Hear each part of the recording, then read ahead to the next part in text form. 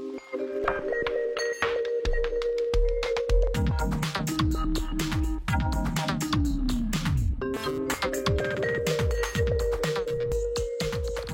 en ég fór í háskólann þá fór ég til Ítalíu sem au pair í 7 mánuði og lærði málið og var alveg heilluð af bara landinu og fólkinu og tungumálinu. Og mér langaði að læra það betur. Grunnnámi í ítölsku eða ítölskufræði fjölbreytt. Í grunnnámi í boði 120 eininga nám sem aðalgrein og 90 eininga diplóma, 60 eininga sem aukagrein og hagnýta námskeið og hluti af 120 eininga á ítölsku fer fram á Ítalíu. Ég byrjaði námið í ítölskunni á því að fara út til Bologna í skiptinám í heilan vetur og það var bara æðisleg reynsla og mjög mikilvægt, sérstaklega þegar maður er að læra tungumál að fara út og læra tungumálið þar því það er í rauninni bara þannig sem maður lærir það best. Þannig að á fyrsta ári erum við að einbeita okkur sérstaklega á málnotkun og á öðru ári ýmislegt í boði eins og bókmyndir, sögu, listasögu og ítalskar kvikmyndir og svo framvegis. Þannig að ítalska ekki bara tungumál, heldur menning. Ég hugsaði að mér finnst skemmtilegast bara bókmenntafræðin. Ítalskan opnar svona dyr inn í heim bókmennta og náttúrulega lista. Þú færð svona innsýn í menningu sem að þú hefðir þá ekki ef þú finnir ekki málið. Það auðvitað algengasta fyrir nemendur að fara til Ítalíu á þriðja ári.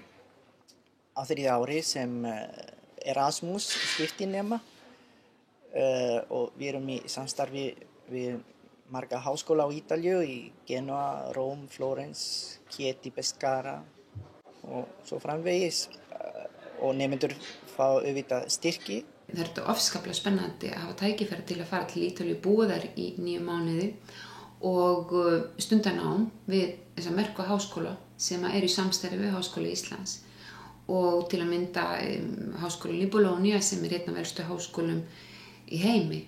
En við erum alltaf að skipuleggja ferðir líka fyrir nemendur á fyrsta ári, fyrir byrjendur og þetta líka mjög vinsælt og gott. Skólinn í Edulingua í Castellamonto hefur tekið á móti mörgum nemendum, bæði úr menntaskólum og héðan úr Háskóla Íslands og þar sem þeir hafa dvalið í 1 mánuð til þess að bæta ítölskukunnáttu sína og til að skoða land og þjóð og líka til þess að fá tækifæri til þess að lifa að upplifa ítalskt samfélag, ekki sem túristi, heldur í rauninni sem einstaklingur.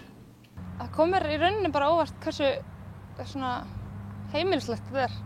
Það er mjög svona notalegt andrúmsloft og frjálslegt og einhvern veginn náin samskipti milli kennara og nemenda sem er bara æðislegt. Og hvað gerir maður með ítölskuna? Það er ýmislegt í boði. Það er auðvitað þýðingar og túlku. Það er heill heimur sem Ísland á eftir að uppgötva í ítölskum bókmenntum og svo auðvitað ferðamennskunni. Og við verðum ekki að gleyma alþjóðasamskiptum. Ítalska svona ein af opinberum tungumálum í ESB. Og svo tísku auðvitað og kvikmyndafræði, tónlist. Að skrá sig í ítölsku við Háskóla Íslands beint úr menntaskóla sé mjög skemmtileg upplifun. Man kynnist í rauninni nýjum heimi og ég myndi segja að þetta sé ekkert allt of þungt nám ef ég huga eingöngu að tungumálakennslunni, en það er mjög víðfeðmt vegna þess að bókmenntasaga og bókmenntasaga Ítalíu mjög margbrotin en hún er forvitnileg og hún svalar þorstanum að fá að lesa þessa stórkostlu sögu Rómaveldis reyndar alveg frá tímum etrúskana og fram til dagsins dag. Það gerir mann sennilega heilstýrtari persónu en ella. Þannig að ég hvet alla til að skrá sig í ítölsku.